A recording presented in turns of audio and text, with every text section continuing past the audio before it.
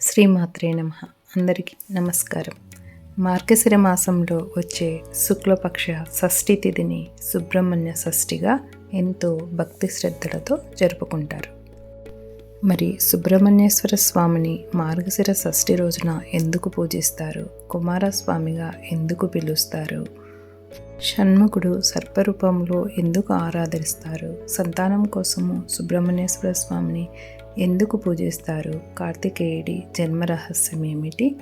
మీకు ఇక సంతానం కలగదని చెప్పిన తర్వాత కూడా సుబ్రహ్మణ్య స్వామిని పూజిస్తే సంతానం కలుగుతుందని, ఇలా అన్ని విషయాలు ఇప్పుడు తెలుసుకుందాం. కార్తికేయుడి జననం గురించి స్కాంద పురాణం, శివపురాణంలో ఇలా చెప్పారు. మరెన్నో గ్రంథాలలో విపులంగా వర్ణించబడింది. పూర్వకాలంలో తారకాసుడు అనే రాక్షసుడు శివుడు గురించి ఘోర తపస్సు చేసి ఆత్మలింగంతో పాటు తనకు శివుడి వీర్యం నుండి జన్మించిన కుమారుడి చేతిలో తప్ప మరెవరి చేతిలో మరణం లేకుండా వరం పొందుతాడు. శివుడు సతీ వియోగ బాధతో తపోనిష్టలో మునిగిపోవడంతో ఇక శివునికి కుమారుడు జన్మించడం అసాధ్యమని భావించిన తారకాసుడు తనకు ఎదురు లేదని గర్వంతో విర్రవీగుతూ దేవతలందరినీ హింసించడం మొదలు పెడతాడు.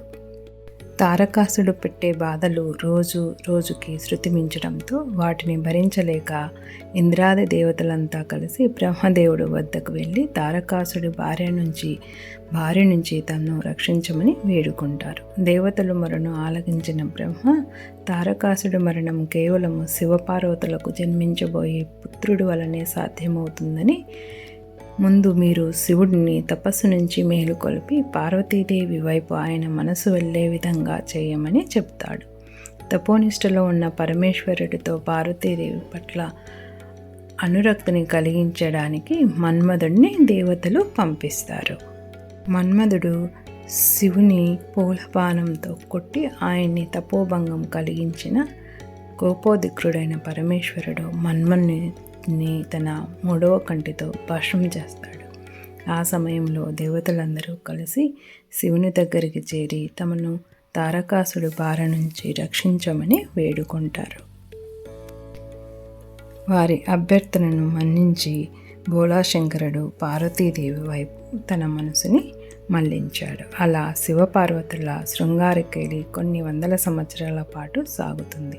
ఇది ఇలా ఉంటే శివ తేజస్సు పార్వతీదేవితో నిక్షిప్తమయ్యి ఆమె గర్భాన పుత్రుడు జన్మిస్తే అతడు మహాప్రళయకారకుడు అవుతాడేమో అని భయపడి దేవతలు శివపార్వతుల సంగమిస్తున్న ప్రదేశానికి వెళ్ళి శివ తేజస్సును అమ్మవారిలోకి ప్రవేశించకుండా ఆటంకాన్ని సృష్టిస్తారు. అలా వారు అడ్డుకోవడంతో శివుని వీర్యం పార్వతీదేవి గర్భంలోకి ప్రవేశించకుండా కింద పడిపోతుంది. దానితో ఆగ్రహించిన పార్వతీదేవి తనకు సంతానం కలగకుండా చేసిన మీకు ఇక పిల్లలు పుట్టరని దేవతలను శపిస్తుంది. ఈ సమయంలో శివుని వీర్యము కిందకు పడిపోకుండా అగ్నిదేవుడు పట్టుకుంటాడు. అంతకంతకు ప్రజ్వలిపోతున్న శివ తేజస్సుని భరించలేక అగ్నిదేవుడు దానిని భూదేవికి ఇస్తాడు. భూమాత కూడా తనకు ఆ తేజస్సును భరించే శక్తి లేదని దానిని గంగకి ఇస్తుంది. గంగ ఆ తేజస్సును తట్టుకోలేక కైలాస శిఖర సమీపంలో ఉన్న శరవణము అనే రైలు పొదలో ఉన్న తటాకంలో ఆ తేజస్సుని జారవిడుస్తుంది. గంగా ప్రవాహ తాకిడికి 6 భాగాలుగా విడబడిన శివుని తేజస్సు ఆ తటాకంలోకి చేరగానే ఒకటిగా మారుతుంది. ఆ రెల్లు పొదల మధ్యలో 6 ముఖాలు 12 చేతులతో మార్గశిర శుద్ధ షష్ఠి నాడు బాలుడు జన్మిస్తాడు. ఆయనే కుమారస్వామి. 6 ముఖాలలో జన్మించాడు కాబట్టి ఆయనను షణ్ముఖుడు అయ్యాడు.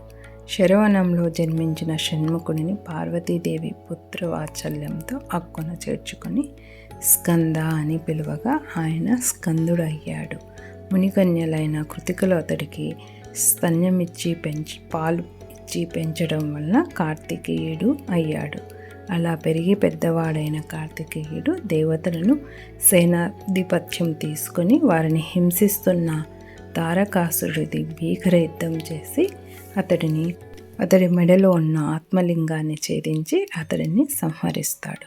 తారకాసురుని మరణంతో దేవతలకు పట్టిన పీడ వదిలిపోతుంది. అనుకుంటున్న సమయంలో తారకాసురుని సోదరుడైన సురపద్ముడు దేవతలను ఇబ్బంది పెడుతూ ఉంటాడు. ఇతడిని అడ్డు కూడా తొలగించుకోవాలని భావించిన కార్తికేయుడు అతడితో యుద్ధానికి దిగుతాడు. వీరి మధ్య యుద్ధం చాలా భయానకంగా సాగుతుంది.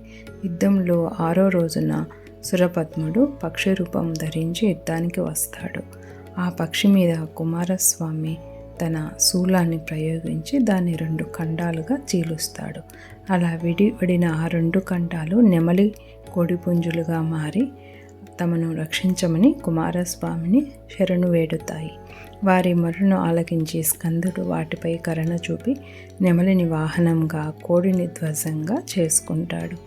అలా రాక్షసులందరినీ వధించి విజయగర్వంతో కైలాసానికి చేరుకున్న షణ్ముఖుడికి శివపార్వతులు హక్కున చేర్చుకుంటారు.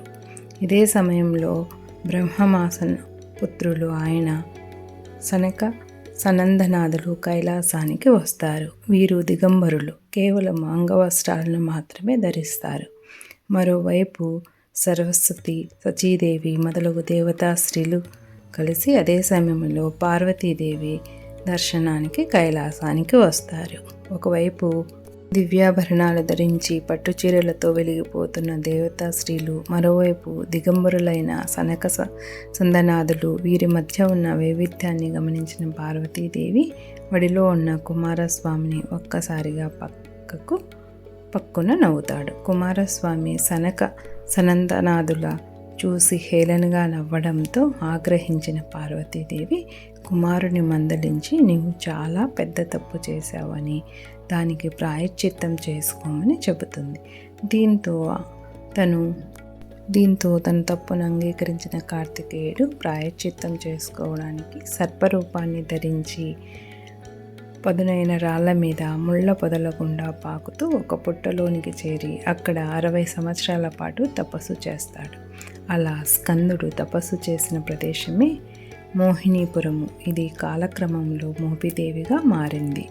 సర్పరూపము ధరించిన కార్తికేయుడు అప్పటి నుండి పాకే జంతువులన్నింటికీ అధిష్టాన దేవత అయ్యాడు. మరి సంతానం కోసము సుబ్రహ్మణ్యేశ్వరుడిని ఎందుకు పూజిస్తారంటే, సంతానకారమైన పురుషుని వీర్యంలో ఉండే శుక్రగణాలు పాము రూపంలో కదులుతూ ఉంటాయి. వీటికి అధిష్టాన దేవత షణ్ముఖుడు కాబట్టి ఆయన అనుగ్రహం ఉంటే సంతానం కలుగుతుందని సంతానం లేనివారు సుబ్రహ్మణ్య ఆరాధన చేస్తారు.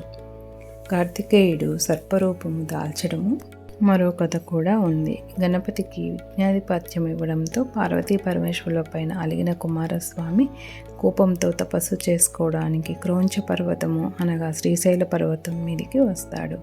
ఆ సమయంలో క్రౌంచ పర్వతం పైన విహరిస్తున్న వల్లిని చూసి ప్రేమలో పడి ఆమెను పెళ్లి చేసుకోవాలని నిశ్చయించుకుంటాడు. వల్లి ఆదిశేషుని కుమారుడు. ఆయన కుముదిని కుమార్తె. సర్పకన్య అయిన వల్లి మానవ రూపంలో కొలువైన కోయరాజు నందిరాజు వద్ద పెరిగింది. కార్తికేయుడు వల్లిని పెళ్లి చేసుకోవడానికి కోయరాజు దగ్గరికి వచ్చి నీ కుమార్తెను నాకిచ్చి వివాహం చేయమని కోరగా, అప్పుడు ఆ కోయరాజు ఆమె సర్పకన్యాని కేవలం సర్పజాతికి చెందిన వారికి మాత్రమే వివాహం చేసుకుంటుందని చెబుతాడు. ఎలాగైనా వల్లి ప్రేమను దక్కించుకోవాలని ఆరాటపడిన షణ్ముఖుడు ఆమె కోసము సర్పరూపం ధరించి వల్లిని వివాహం చేసుకుంటాడు. వీరి వివాహము మార్గశిర శుద్ధ షష్ఠి రోజున జరుగుతుంది. అలాగే కుమారస్వామి సుబ్రహ్మణ్య స్వామిగా ఎందుకు పిలుస్తారంటే, పరమేశ్వరుడి ప్రణవార్థం బోధించినవాడు కాబట్టి స్వామిని సుబ్రహ్మణ్య అంటే బ్రహ్మజ్ఞాని అని పిలువబడ్డాడు.